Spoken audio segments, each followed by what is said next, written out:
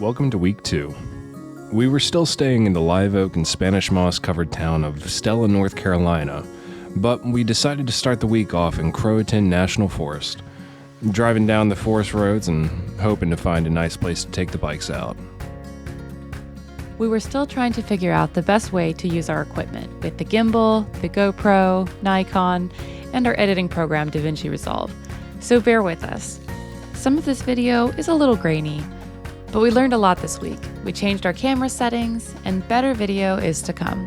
So stick around. We're basically pros now. The forest was gorgeous. It was nice being out back in the woods with no one around for miles. Or so we thought.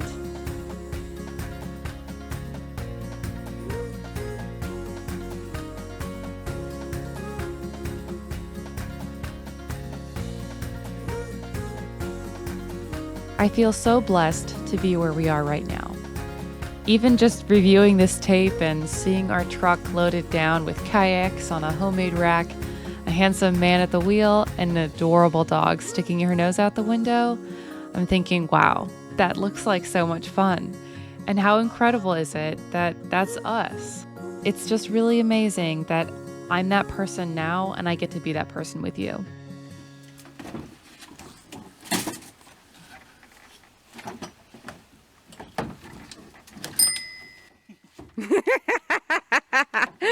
The smoothest bike removal I've ever seen. Are you making fun of me? You having fun yet? In this video of you like lifting it up and pulling it out, and you're like, and you can tell you're like physically getting frustrated with it.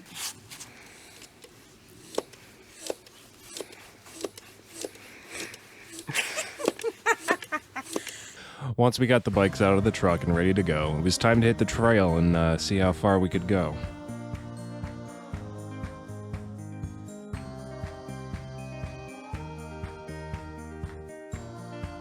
As it turns out, not very far at all. What's up? Oh, it is. It is a hunter, yeah.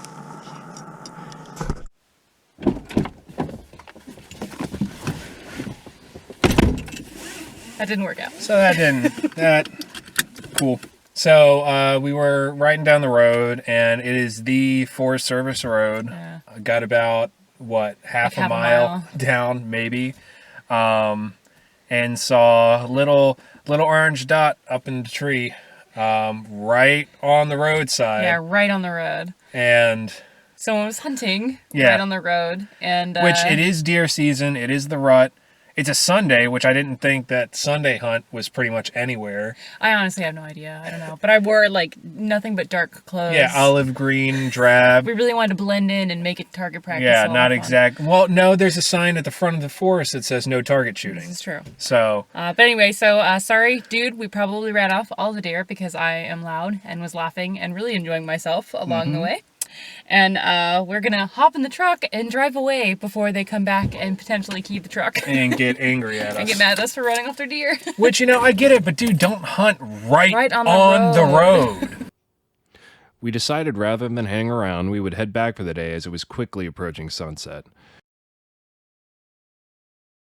Another lesson we learned is that the drone is fenced in by the original takeoff position, not the remote control, so it'll just stop whenever it reaches a certain distance.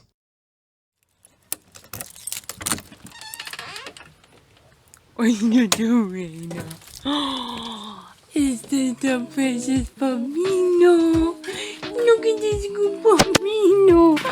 Oh my goodness. Oh my goodness, come on.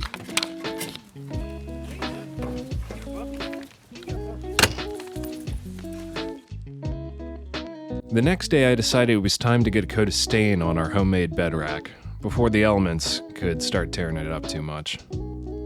I'm really proud of Dakota for this rack. He designed it on his own after he saw how expensive the cost of racks are on the market. They were thousands of dollars. The cheapest one I could find was about $1,200. So instead, we spent about $40 on wood, stain, and eye bolts to secure it to the bed of the truck. Dakota's dad got to help build it before we left, and it looks amazing back there. It anchors the kayaks and leaves plenty of room for everything else, like the generator, gas tanks, water jugs, and all of our hoses. The mini houses you see in the back of the video are everywhere around here. They're a little smaller than a single-wide trailer, but perfect little summer homes for people visiting the coast. The following day, we decided to spend some time at the Core Sound Waterfowl Museum and Heritage Center without the crowd from the festival. Hey, sweetheart. We learned so much about the art of decoy making, which is a huge part of culture in the Core Sound. Duck decoys are crafted by huntsmen to encourage waterfowl to land on the water so they can take the shot. The history and art of the duck decoys run deep in the Core Sound and is held very dear in the hearts of the community.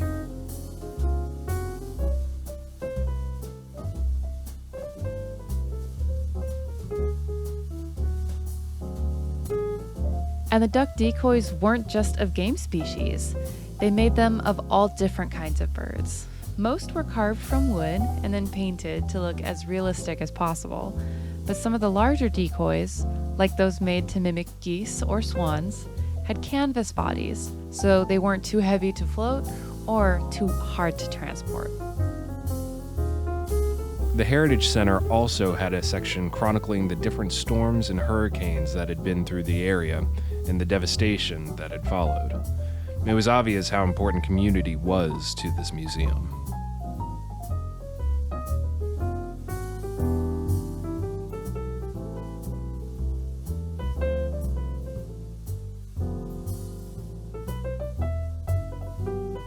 We made our way up to the second floor, which was filled with community-managed micro-exhibits.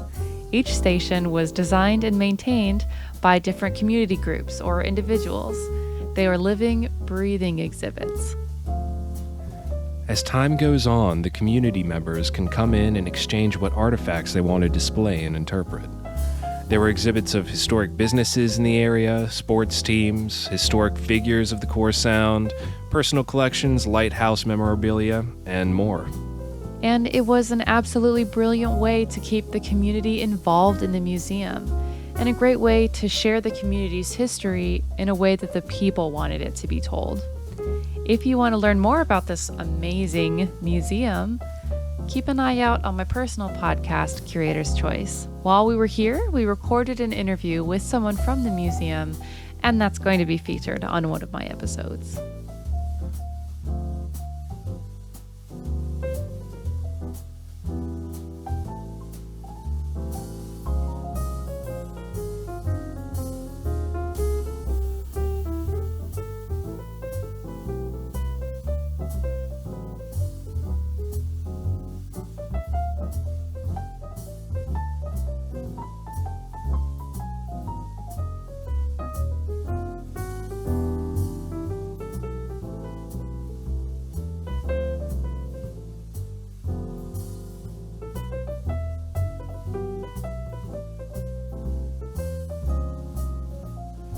Before leaving the museum, we also had to make our way up to the lookout to see the sunset over the Sound.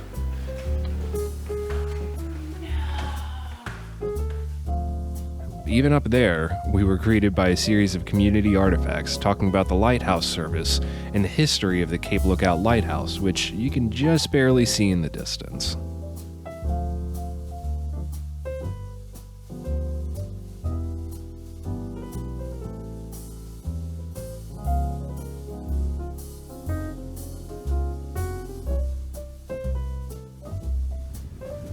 We had a great time in the museum, but we lost track of time and had to run next door to Harker's Island National Seashore Visitor Center to get a cancellation in our park's passport.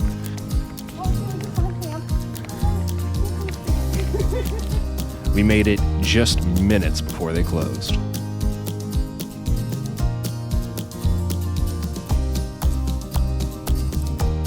But upon exiting the visitor center, oh my gosh, that's so cool! There were dolphins everywhere.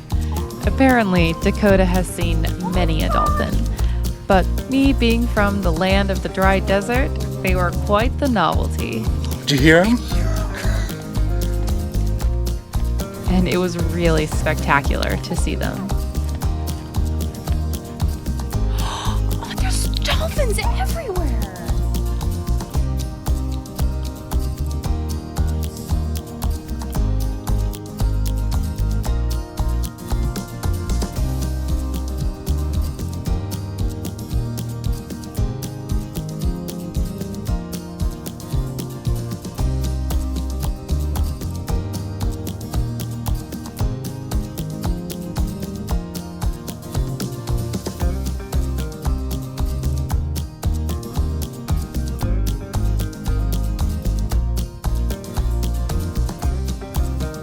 Later on in the week, we finally got to take the kayaks out and explore the myriad of coastal swamps throughout the area. We were originally going to use this as an opportunity to train Raina to go out with us on the kayaks, but in the launch section, there was a large sign that said, "Do not feed the gators." Raina is the perfect snack size, so we decided against it. It was a beautiful way to end our time in the lovely state of North Carolina. Our next stop, Honey Hill, South Carolina, just outside of Charleston. We'll see you there.